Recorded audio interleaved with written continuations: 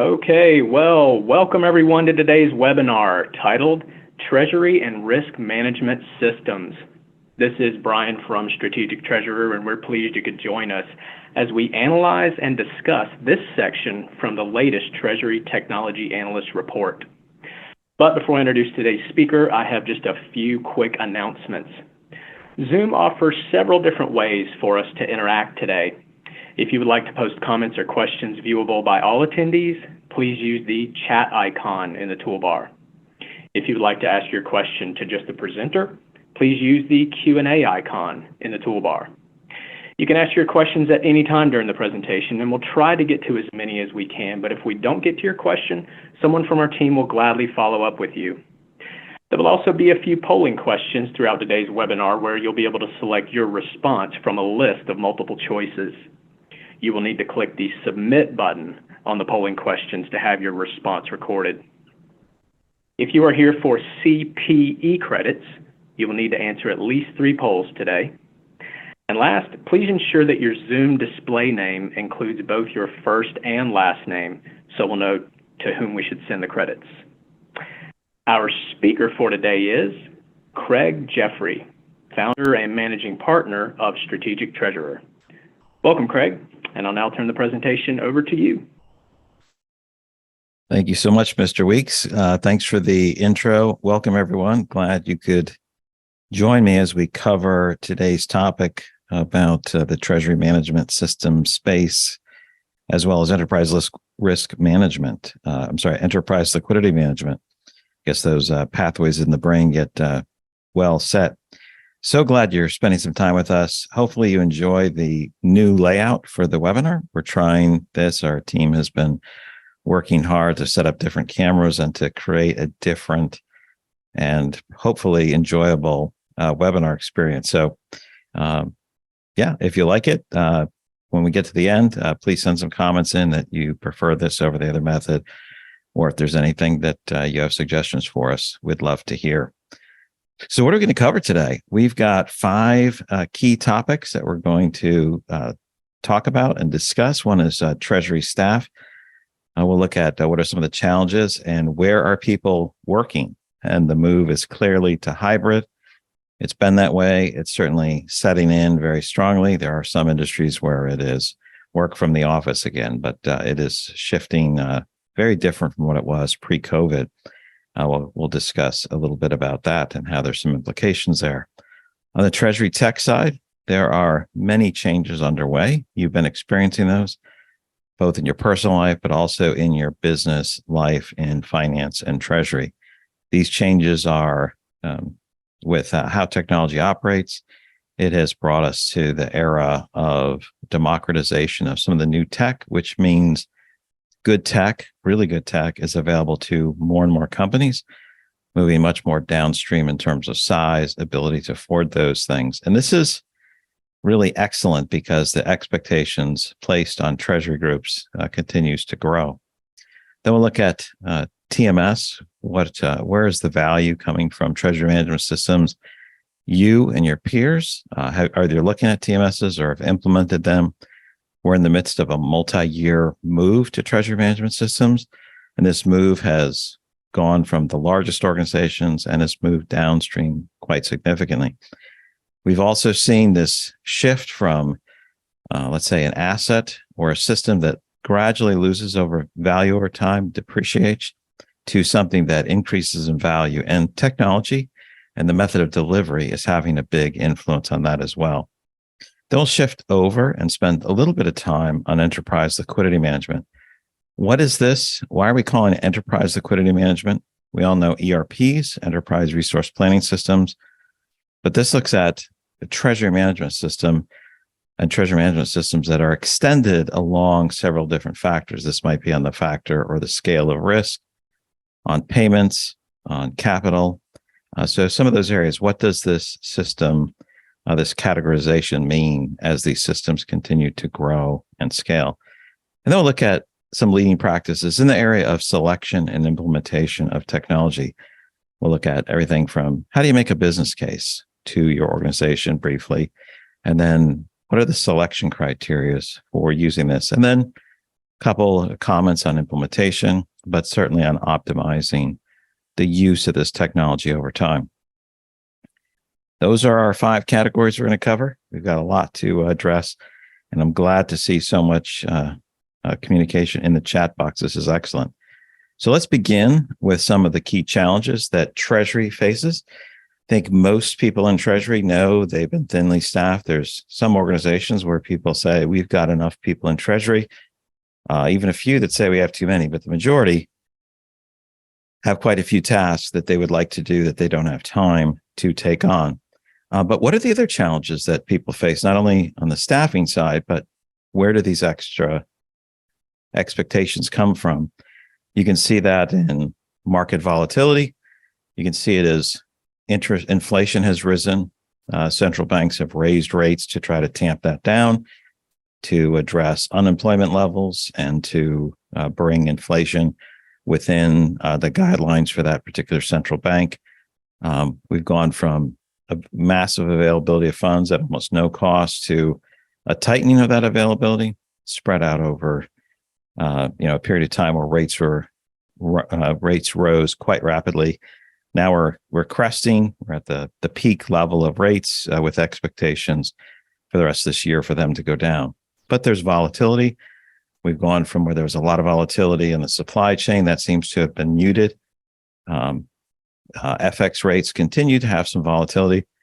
We're not in the most volatile stage that we've been in the last 5-10 years, but we certainly are seeing quite a bit of chop in the water, and Treasury has to address these changes from COVID to rising interest rates to lack of availability of capital to global conflict. And so Treasury staffs are challenged.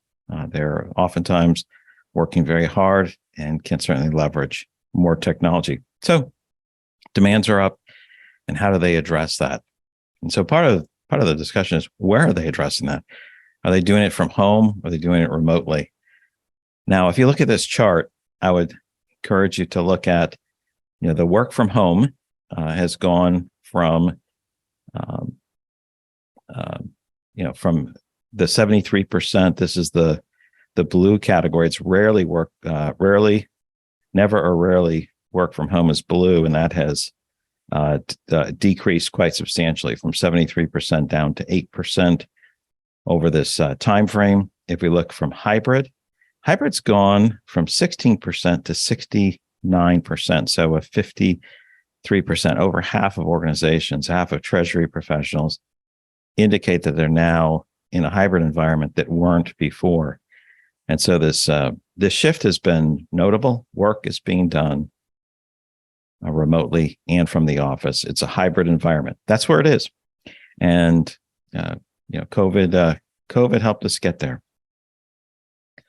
So that makes us also think on a few other topics when we think about foundations for Treasury technology. Where should our minds go? What's been changing in the broader environment, and how is that impacting what we do in Treasury? Data is an area. We'll talk about that a little bit more, but we've gone from a period of a lack of data to massive amounts of data, and data fuels our analysis. It fuels our forecasting, our risk management. So data is exploding. We've gone from a lack to an overabundance of it. Processing power of equipment has led to all sorts of great capabilities for us as humans, but also in Treasury. We have more processing power more cheaply that can be used to run analysis. So this is a great opportunity, and this influences how technology is developed and delivered. As we look down further, you can see connectivity. Getting data to the right place in a process is extremely vital. And connectivity has always been one of the most challenging parts. And that's getting easier. We haven't arrived. The use and adoption of more APIs is having an impact. It's very limited. It hasn't been solved across the board for organizations to just connect to their data with a lot less overhead. Certainly not at the level or experience that we've seen, with some of the apps that we use on our phone. We just turn it on, the APIs work, We can see or do or catch our ride share, see the maps, all of that happened very, very quickly. But it is having an impact. People are getting stood up in their treasury systems in under 2 weeks. That's becoming more and more common. And some of the connectivity elements are what's helping to make that happen. And this is also, all of these feed into the democratization of tech. This democratization of technology means more people, more companies can access it, because not only the cost of the technology, but particularly the total cost of ownership, development, and maintenance has decreased dramatically, meaning more organizations can use it. And as we look at hosting models, these are changing over time, from on-premise to application service providers, or just moving out of your own data center to another data center, to software as a service, and to cloud native. And this is a transition. As we list these things, think about the last 20, 25 years. We've gone from almost exclusively on premises 25 years ago, I would say pretty much exclusively, to application service providers and to software as a service, and now continuing the move to cloud native technology with lots of promises for easier use, faster development, and leveraging the best technology. On the data side, we'll continue our chat on this. Processing speed pretty much doubles every 2 years at the cost to compute. The cost of compute is going down so significantly. And it's going down significantly, and you can also use it as you need. You don't have to buy all of the hardware yourself. You can just scale using Google Cloud, Microsoft Azure, Amazon Web Services. You can use massive amounts of computing power. Even if you only need it for 5 seconds, you just pay for the 5 seconds of use. And this ability has made lots more functionality and capabilities possible for organizations and for treasury groups in particular. And this matters. There's a lot of risk areas for treasury, and this will continue to benefit treasury significantly. So data is doubling. Data is growing 40, 45, or 50% a year. That represents a doubling every 2 years. So 2 times, 4 times, 8 times, 16 times. Data is growing. That's an opportunity, and it's hard to harness.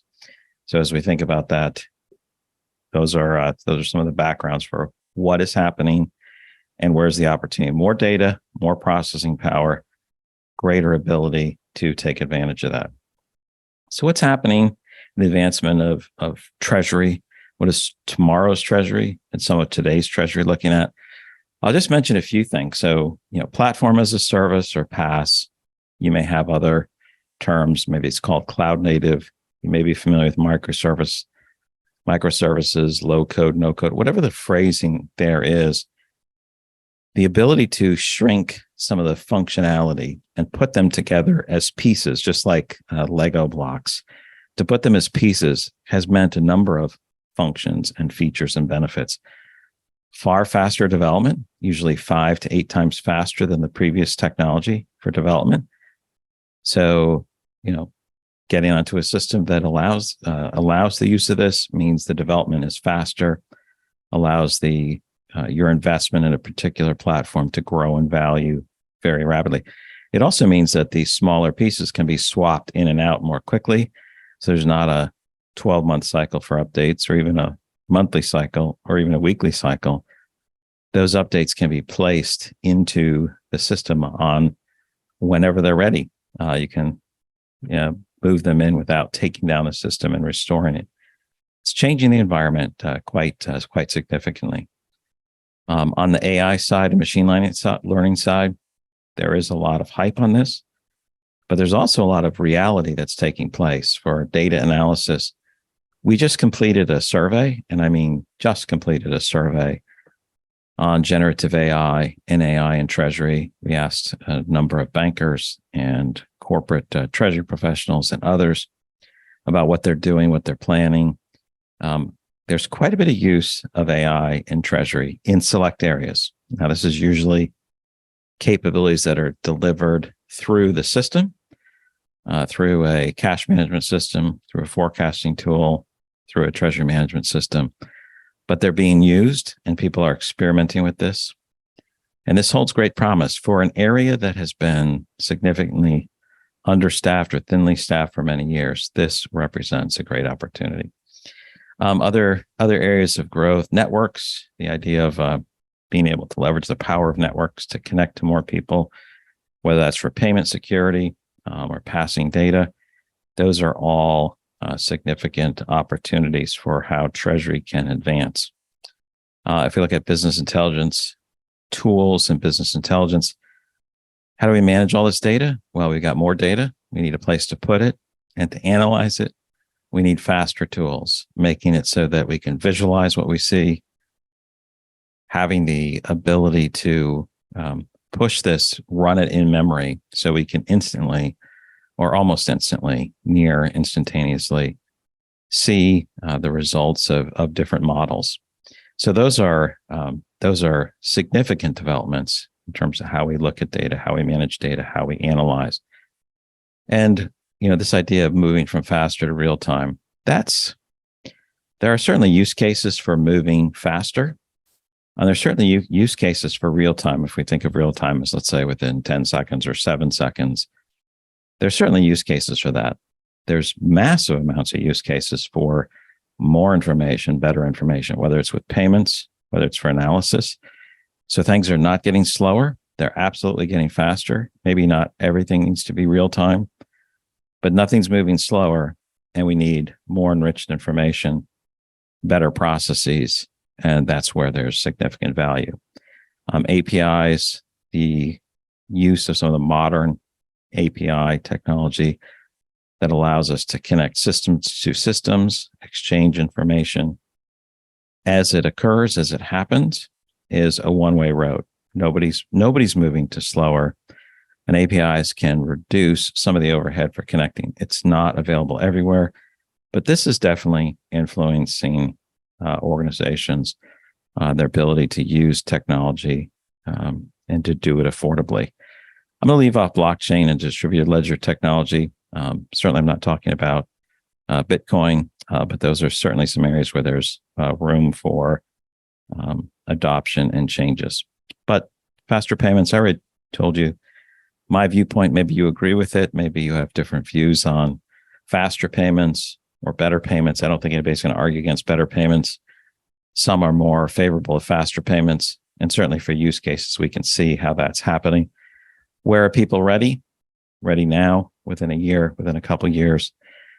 You can see within 3 years, it's the vast majority of organizations. But even within a year, 2/3 expect to be able to support faster payments. And I think it's probably better to use the term richer payments or enriched payments, better payments, smarter payments, payments that include better information, that allow you to trace them, to have visibility for both parties.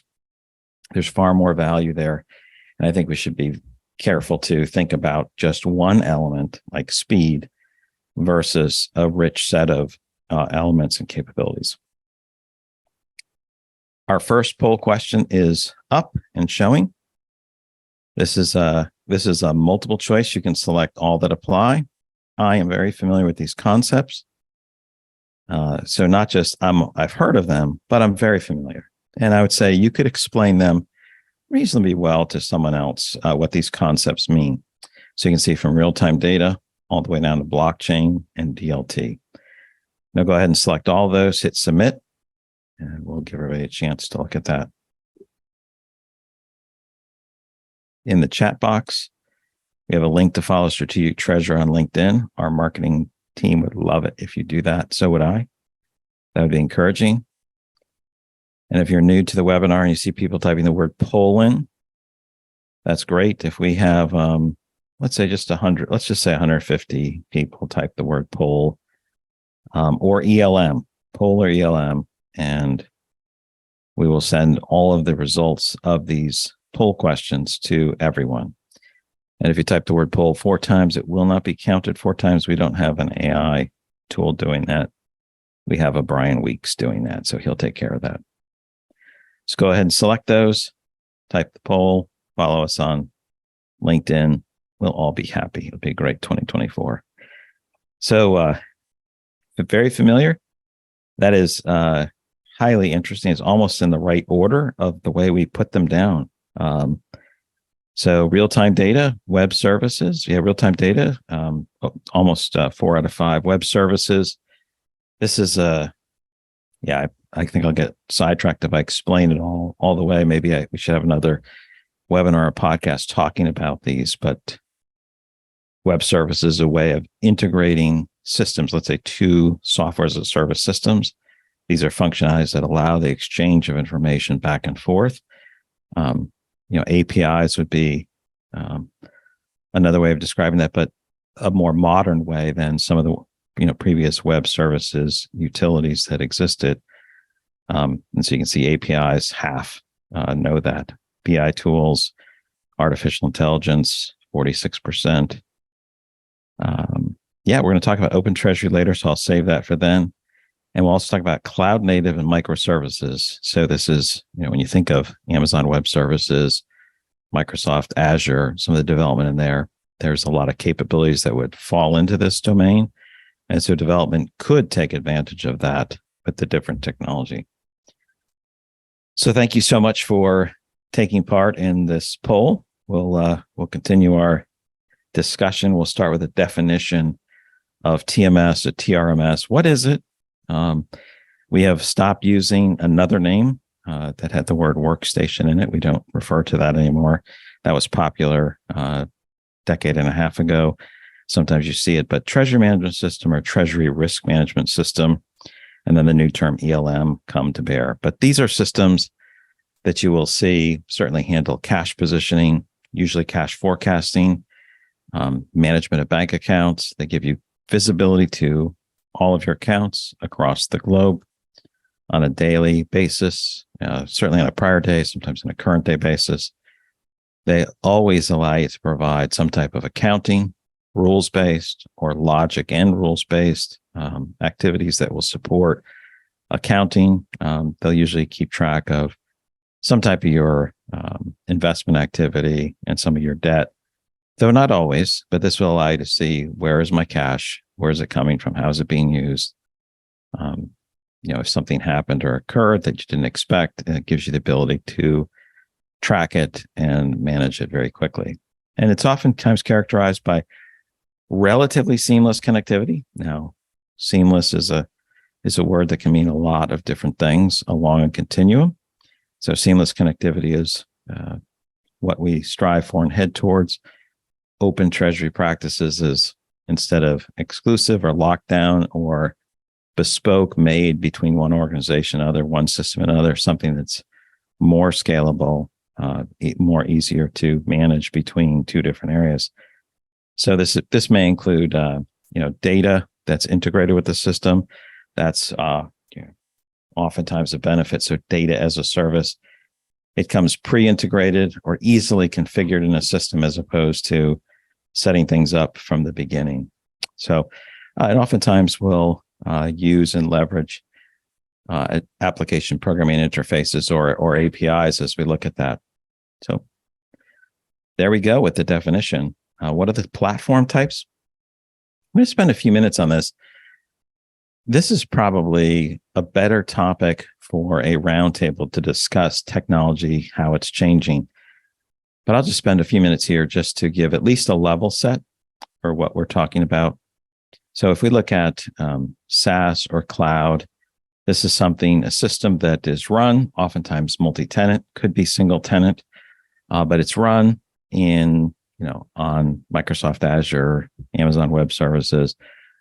Multiple users can log in from different companies. All their data is isolated. Patches and system improvements are put in. Everyone stays on the current version. This is what your peers are doing. 82%, pretty amazing percentage that are using that.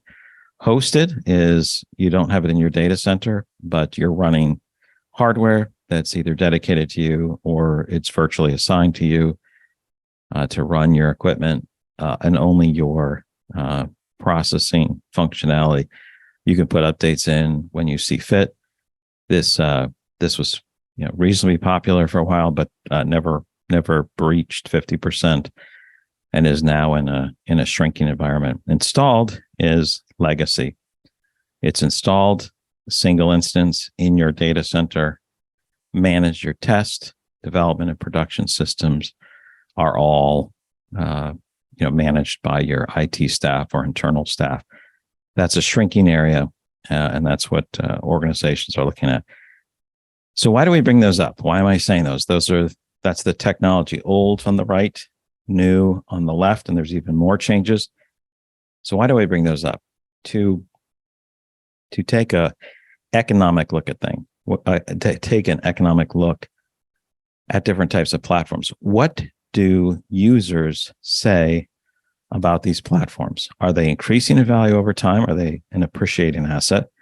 Or are they depreciating? Are they losing value over time? Maybe not in the first few years, but over time, are they diminishing? So I'd like you to look at orange. You see orange on the right-hand side, 9%. 1 out of 11 people say their installed systems increase in value over time. You move to hosted, a little bit more, 12%. When you look at SaaS and cloud, half of them say this increases in value over time. When updates are put in place, when development happens, it happens for everyone. It gets put in place. I don't get on an obsolete version because I'm brought along with the technology. All of the monthly subscription costs and annual subscription costs are feeding a development into the tools that we use. And this is quite significant. So if you look at green, orange, and green, you can see you're almost at 75% for SaaS. Orange and green for hosted is 45%, and that's stable or increasing. And then if you look at installed, you're at 21%. So this is how your peers view this technology. And this is borne out over experience. So this is that's part of your factor as you look and figure out what type of tech you're going to use. You want to make those decisions based on what's available.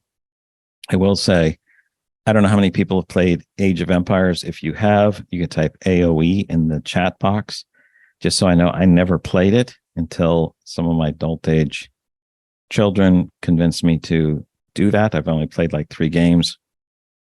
But if you play that, there's 4 levels of civilization, and you want to advance civilization from Stone Age to, I don't know if it's Iron Age. You want to keep advancing because then everything you build will be better.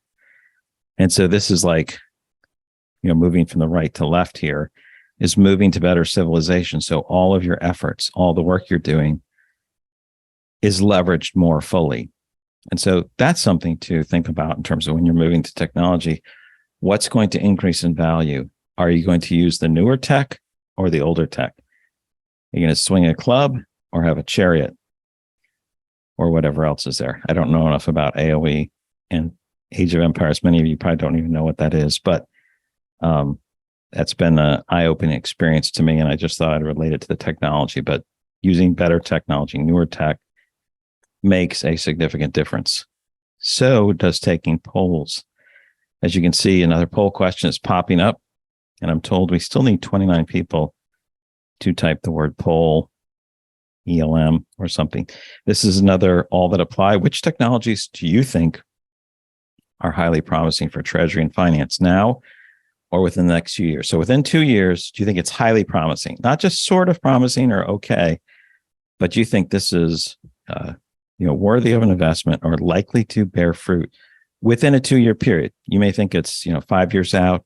That would be don't vote. You think it's going to have a significant promise or impact within 2 years. So go ahead and select those, and we'll continue. I'll give everybody a moment. If I know how to count, I know we're over the 150, if that's the number I said.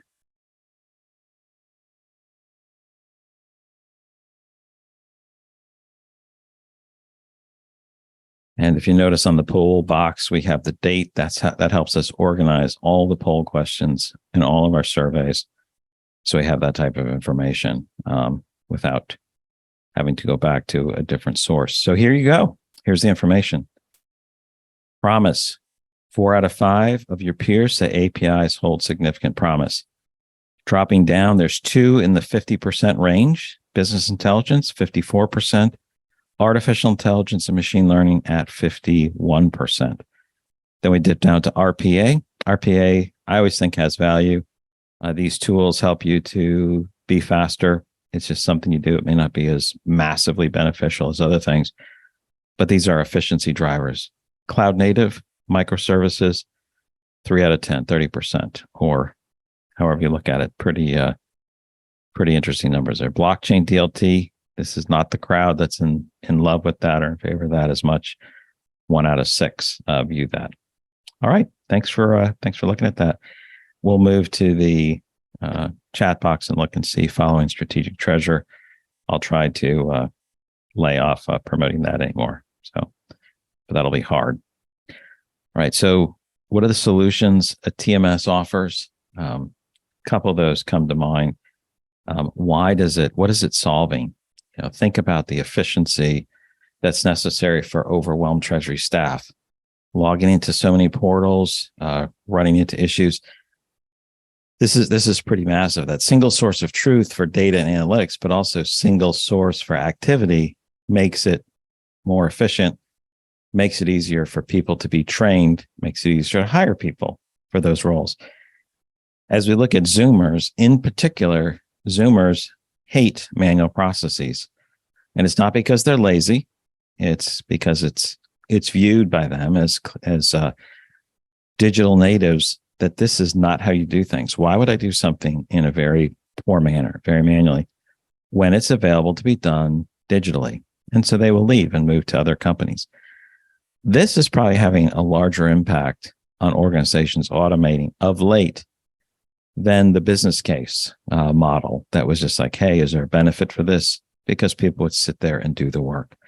So that's one aspect. And the idea that we have more straight-through processing end-to-end in a system that's well controlled from start to finish is very helpful, especially when we think about efficiency, and payment security, the ability to intercept a payment process or stand in the middle of a payment process when it's going in and out of systems, leveraging email and other methods.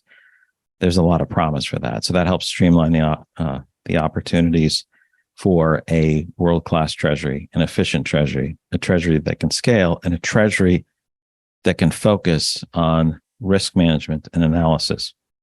I'll just say external connectivity. A TMS helps you connect to the external world.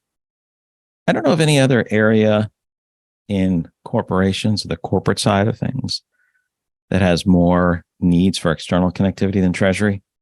Maybe I'm wrong, but it's just, you need market data, you need curves, you need to connect to banks to move funds or to see and research where things are.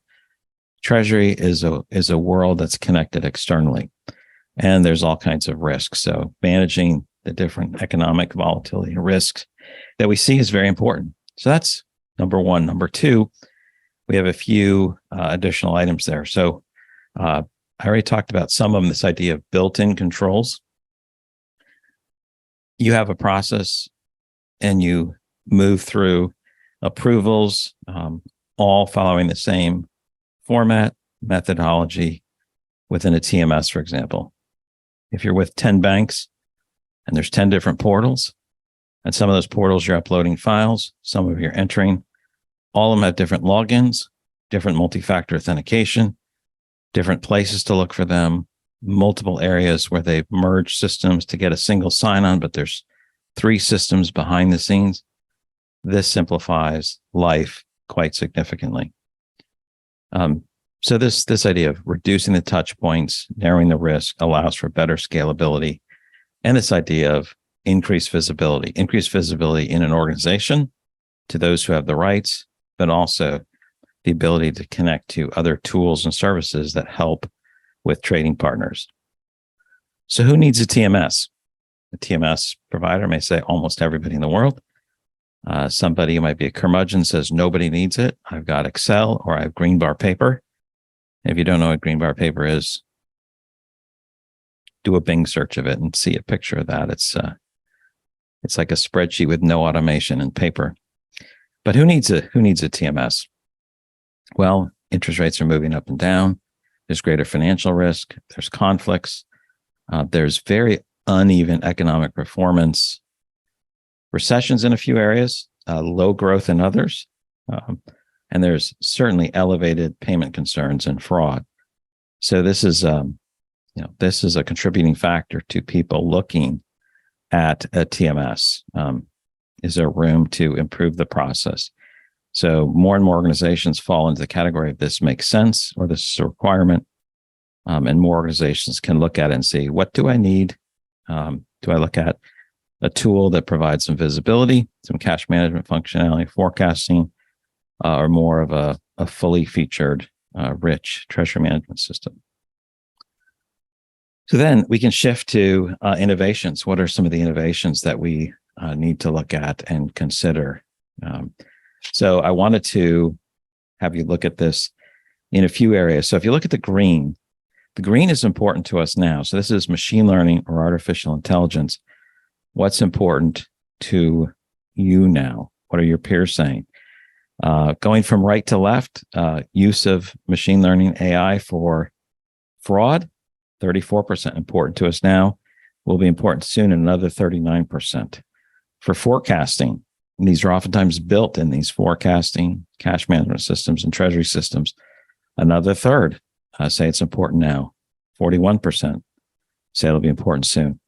Use of artificial intelligence and machine learning for other areas, a quarter, 23% say it's important now, and 42% in the future. So certainly some opportunities for growth. Your peers believe this is the case, that it's either important now, a minority, but a majority say it's important now or will be soon.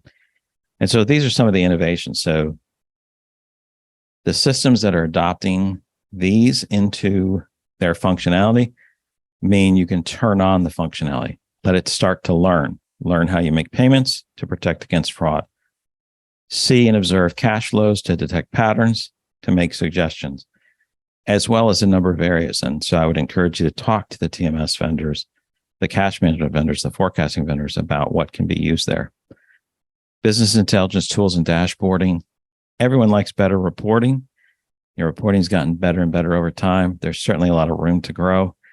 These are areas where your treasury management system providers and cash management providers have been focusing on hard, making life a lot more simplified for people to see and report on the data that sits behind the scenes, that sits in various databases.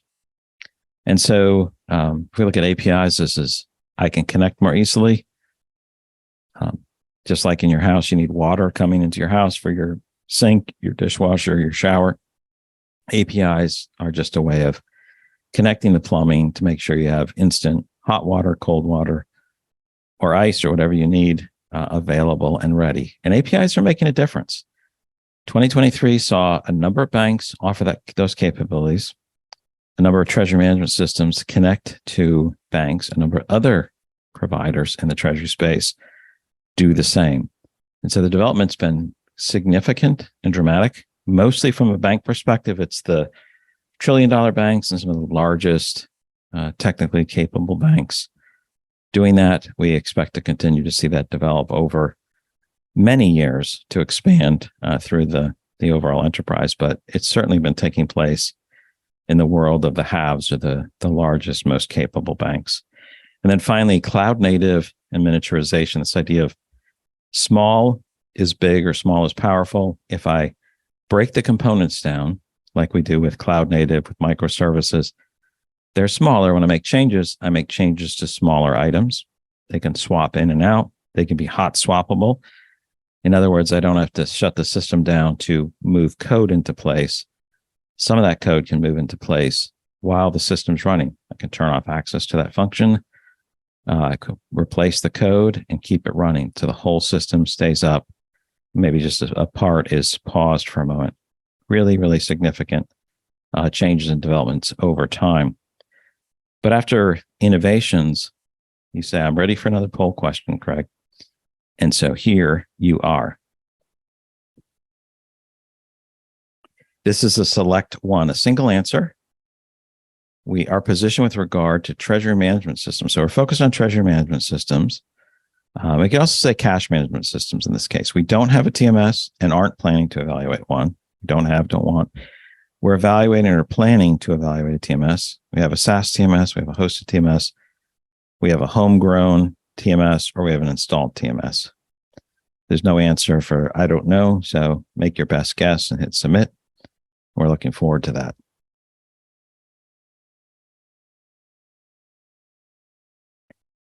And I'm told by Brian that we have more than enough responses, which means I should have said 200 or 250 people type the word Poland, but we're all set. So no need to type that. Save those for the next webinar. And while you go ahead and submit those answers, that should be up in a second. If you like the new layout where there's the side-by-side image, the slides, how this is running, feel free to make a comment, either directly here in the chat box. We'd love to hear if this is as exciting as our team thinks it is. So hopefully it's different. There's a lot of webinars. Everyone's used to them. Let's see how it looks. All right. So hopefully, John, you can take some pictures of the setup so they can see what goes behind it. It's certainly a little bit more. All right. So our position with regard to TMS systems is 20% don't have it and don't plan to evaluate. Almost the same amount are evaluating or plan to evaluate. Between the homegrown, 25, 40, 48% have it. I'm sorry, plus the 13. So 23, 38, 61% have some type of a TMS on this. And so, if you look at the largest companies, you get up north of 80% as you move down in terms of scale of an organization, their sales volume, their annual turnover, it moves. So perfect. Thank you so much. We're going to keep moving along. So what is enterprise liquidity management? For those of you who download the report, it's been in the report. For those of you who read the report, I think it's been in the report for 3 years, where we define this category of enterprise liquidity management, similar to a couple other terms. Most people are familiar with enterprise risk management, which sometimes people refer to as a big accounting system with ordering and other activity. But this is, what is enterprise liquidity management? Is it a TMS? Is it different from a TMS? How is it similar? I want to leave it leave you with a fairly brief definition here. It has all the functionality of a core TMS, cash positioning, forecasting. It can do accounting and keep track of at least, let's say core treasury debt and investments, has bank account management functionality. It can do treasury payments, but it may extend quite significantly. So it might be on the payment side, handling and being a payment hub. It may be quite rich in some of the risk areas like foreign exchange, interest rate risk management, maybe even some areas of commodity risk management. But we have another category where we talk about that if it's focused on commodities. So advanced forecasting, advanced accounting. So it expands what is in a core treasury system. It's more deeply integrated, may even include some of the financing things for supply chain financing. It certainly supports banking structure. Maybe it even adds more capabilities on the investment side. So other features has to be on one of the newest levels of technology. Oftentimes leverages the network effect. It's supported on a global basis. So these are some areas that we look at. I invite you to read the report, look at it.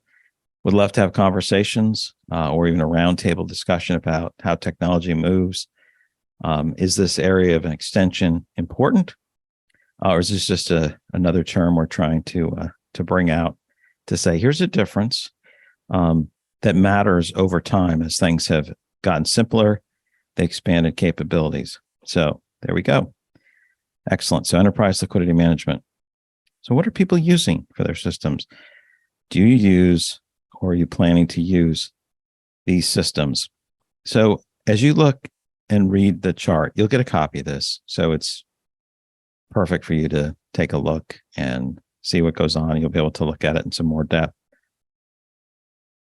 We have this as the large corporate size. We think a better indicator is complexity, which doesn't always track with revenue. And so there's certain industries that are very complex from a treasury perspective, others that are very simple. And so just the fact that if you're in a relatively simple organization, your treasury system, your treasury activity may just mean it has a couple extra zeros or a couple extra place points to handle the amounts, but it's a relatively simple process and structure. So all that to say is it's a lot easier to capture information about revenue size than all of the various complexity factors. And so this is just a breakout. And if you're familiar with our research, you'll oftentimes see how we capture and do additional breakouts where you can see differences on complexity or size or geography. Those, I think, are quite instructive in helping us understand how there's differences. You know, if you're in Europe and you're dealing in a lot more countries and you're the same size as an organization that's perhaps working out of the US, which is, you know, almost entirely US, single country, more common set of rules, less complexity for comparable sized organization. But do you currently use or plan to use? So the largest ones, I mentioned the 80% or so, TMS or TRMS, 75% indicated in this one. Use it and plan to use within 2 years. That would bring us up to 86%. Recon platforms continue to grow year over year. You can see that that's at 2/3 right now. Investment portals continue to scale and grow as well, particularly with the rise of interest rates off the floor. As you continue to scan down, we now have bank fee analysis hitting and reaching over the 50% mark. Hedge accounting is probably fairly near its peak because not everyone uses hedges. So it's not, nobody's going to buy hedge accounting systems or functionality if you don't have that capability. Another area, just look towards the bottom, payment factory and treasury aggregator. Payment factory is where payments come in, perhaps from different areas of the company. It ensures that there's compliance with rules, regulations, sanction filtering. It'll handle the, putting things in the right format, communication to the financial institutions or through SWIFT or through whatever network's being used, and confirming the information, seeing that come back. It also provides a strong basis for more efficient payments and better payment security. Now look and see that it's at 33% of the larger corporations use it today. 16% expected to grow. That's 50% level of growth. And so that is the highest percentage of growth. Well, not above a treasury aggregator, but it's one of the highest percentage of growth, certainly higher than everyone above it. And a treasury aggregator, the tools that have payment factory functionality and allow you to connect to all your different banks, and then they integrate to the ERP or even sometimes the TMS. And some TMSs are also treasury aggregators. That growth is expected 16% growth. 1 out of 6 are expected to use that in the next couple of years, and 1 out of 4 use it currently. So quite a bit of maturity in some areas and substantial areas of growth in others when you look at these numbers. So for everybody who takes our surveys, thank you for doing that. I know it takes time. Everyone wants to know the results. Not everyone wants to spend the 5, 15, or 25 minutes to take the different surveys. I know some of our surveys are really long, but it gives great information. So thank you for doing that. And for those who do, I assume that you learn a lot from just answering the questions and thinking through it goes on. And then you also get more data, more rich data. Now, there's a few terms. We use the term more broadly and generically than some people, where they talk about open banking and use that in a particular way, perhaps for consumer. We use the term open treasury just to explain and understand this idea that I want to have a system that can connect easily to others, oftentimes using APIs or pre-configured connections. Why is this important? It helps me with an end-to-end view, an end-to-end process. So I can serve more areas of the organization. If I'm Treasury, I can see better. I can have better forecasts. I can manage all this activity very efficiently. And so enterprise liquidity management, as we see some of these areas of growth and expansion, whether it's with payments, whether it's connecting, reconciliation, or risk, it requires more data from more places and locations outside the organization and from within. So this box, this container at the bottom that has internal processes in one box and then external processes like vendors and customers, this idea of sharing more broadly not only means better forecasting, it means better relationships, more efficiency, greater ability to scale, and better ability to manage risk and exposures. These are significant and important. So open treasury, open banking, open connectivity, whichever term you prefer, this has a play for both treasury systems, cash management systems, as well as for enterprise liquidity management. So when you set about to look at a new system, a cash management system, something that supports forecasting, what have you, there's several steps that take place. We have those chevrons at the bottom that show research and analysis all the way over to upkeep and optimization in terms of what's being done, and think through that. What's available, having a discussion, figuring out what you need, looking at your systems. What does your systems architecture look like or need to look like? How do I do with my future planning? How do I make sure that when I'm acquiring systems or looking at systems, processes, and integration, that I'm building for the future? I'm not building for 1980, 2000, 2010. I'm trying to move to the newest tech, the fourth level civilization in Age of Empires, if you will. Or how do I do that? And some of those things factor into what is necessary to keep a system up and to optimize it. And a lot of that has to do with making the decisions and the bets on the technology that is moving forward, where there's a significant reinvestment in the systems, that development takes less time. And so this is the environment that we look at. And so what's the business case? Is there a return on investment? Sure, that's everybody will ask for that. Did you do a return on investment? So everybody puts their fiction together of what that'll look like. And very few organizations actually track that. But that's usually used to decide who gets to spend money or who gets denied money for certain projects. But the strategic case is really important. If there's a compliance issue, that oftentimes gets additional funding. If there's a strategic case that says we can't continue to expand or buy companies unless we have standardized or made that the case, that's a key component. And that usually follows on or goes alongside of this, return on investment, or is there a good return for that? If you need to cut a tomato, you don't need a laser. But if you have to, I don't know, I shouldn't have used that type of analogy, but depends what you have to do. If I need to dig a hole for a small tree, a shovel is fine. But if I have to dig a hole for a house, I need larger equipment.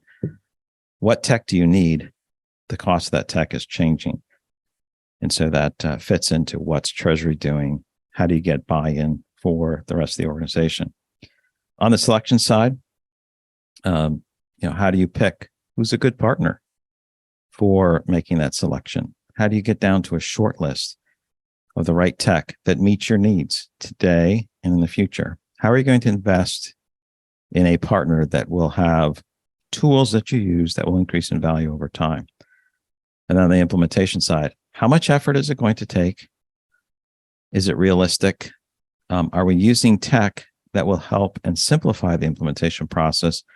Or do I have to spend 3 months just to get ready to start versus someone else is already up and running?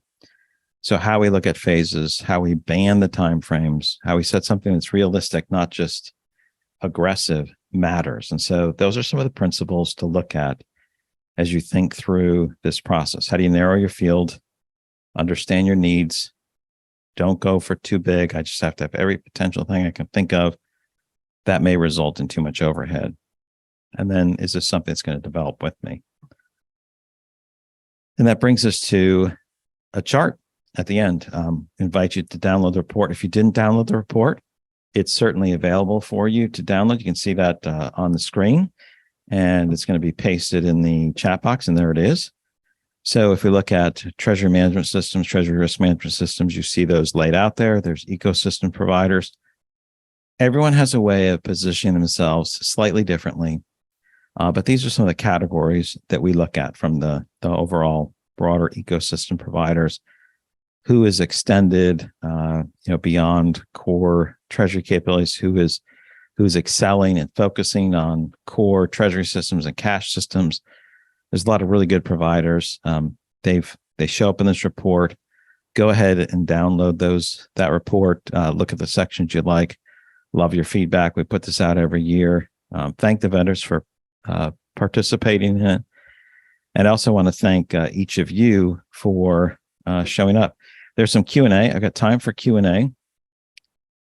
Do you think that hosted treasury management systems will be slowly phased out to be cloud-based? Absolutely. I think that's happening.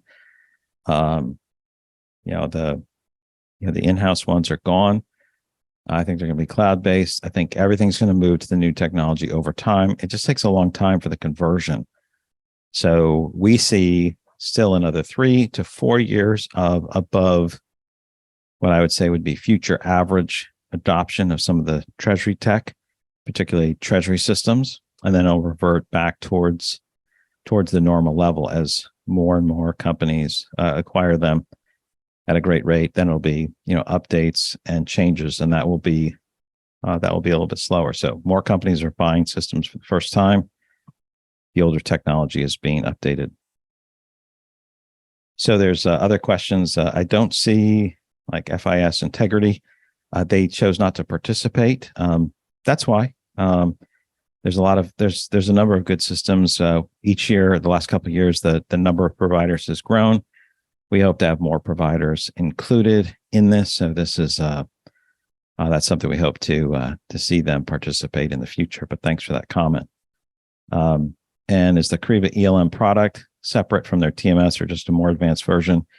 This is just our categorization for enterprise liquidity management that, Kyriba, for example, has extensive payment hub capability. They have,